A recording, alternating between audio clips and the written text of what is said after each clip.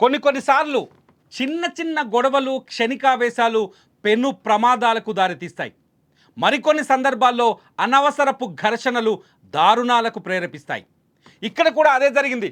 కేవలం 300 అంటే 300 రూపాయల కోసం ఓ వ్యక్తిని అత్యంత దారుణంగా చంపేశారు. ముఖం, కడుపు ఇలా ఇష్టం వచ్చినట్టు ఎక్కడ పడితే అక్కడ పాశవికంగా కొట్టి చంపేశారు.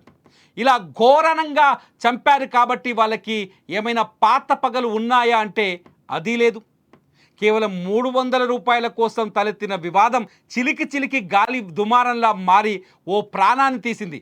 జగిత్యాలలో ఆటో డ్రైవర్ మర్డర్ కేసుని ఛేదించిన పోలీసులు హత్యకు గల కారణాలు చెబితే నిజంగా ఆందోళన కలిగిస్తోంది.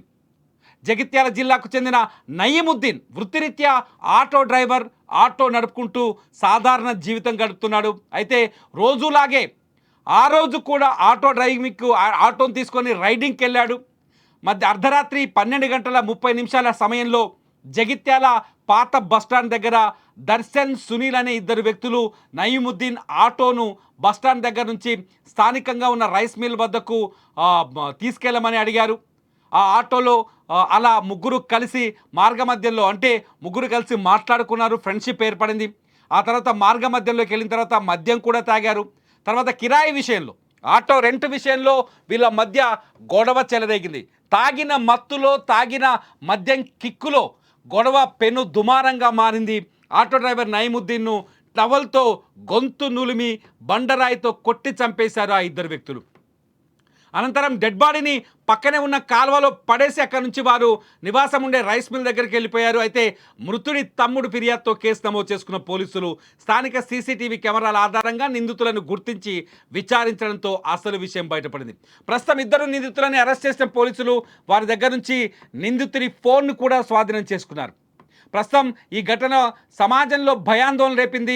కేవలం 300 రూపాయల కోసం మనుషుల జీవితాలు బలవుతున్నాయనే వాస్తవం ఆలోచింపజేస్తుంది. కేవలం 300 కోసం హత్య చేయడం, నయీముద్దీన్ అనే ఒక ఆటో డ్రైవర్ని ఇంత దారుణంగా చంపడానికి వాళ్ళకి ఆలోచన ఎలా వచ్చిందనేది మిస్టరీగా మారుతుంది. పోలీసులు కూడా అవాక్కవుతున్నారు. పోలీసులు కూడా చాలా స్పష్టంగా చెప్తున్నారు, ఈ హత్య వెనుక ఏదైనా పాత పగలున్నాయా అనే కోణంలోనే విచారణ జరిపాం. కానీ ఎటు వెళ్ళిన విచారణలో పాత పగలు కానీ, గతంలో చేసిన ఇష్యూ జరిగిన ఘర్షణలకు సంబంధించిన ఉదాంతాలు కానీ, ఆధారాలు కానీ తమకు దొరకలేదని చెప్పారు పోలీసులు. ఫైనల్గా 300 రూపాయల దగ్గర గొడవ వచ్చింది. ఆ 300 కోసం అన్యాయంగా నయీముద్దీన్ అనే ఒక నిండు ప్రాణాన్ని బలి తీసుకున్నా చెప్తున్నారు. ప్రస్తుతం జగిత్యాల డిఎస్పీ ఈ అంశానికి సంబంధించిన క్లారిటీ ఇచ్చారు. ఒకసారి ఆయన ఏం మాట్లాడుతారో చూద్దాం.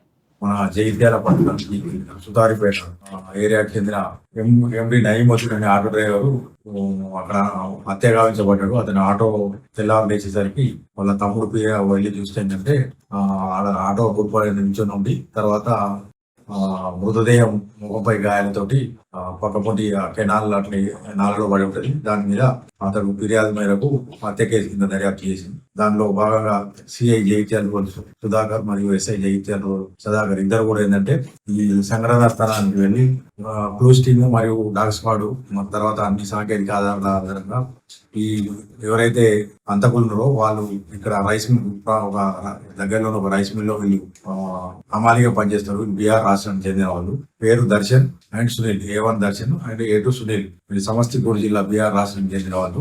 వీళ్ళు ఏంటంటే రాత్రి ఇంకో పంకజ్ అనే వ్యక్తితోటి ముగ్గురు కలిసి ఈ ఆటో డ్రైవర్ మాట్లాడుకుని ఏంటంటే ఒక దగ్గరికి వెళ్ళి తాగడానికి వెళ్తారు. అక్కడ వైన్స్ దగ్గర తాగిన తర్వాత వాళ్ళు మళ్ళీ జగిత్యాల పట్టణానికి వచ్చి రిటర్న్ అయ్యే క్రమంలో ఏంటంటే 300 రూపాయల ఆటో కిరాయి గురించి గొడవ అవుతుంది. ఆ గొడవలో ఏంటంటే ఇద్దరు ఒకరు తిట్టుకుంటారు.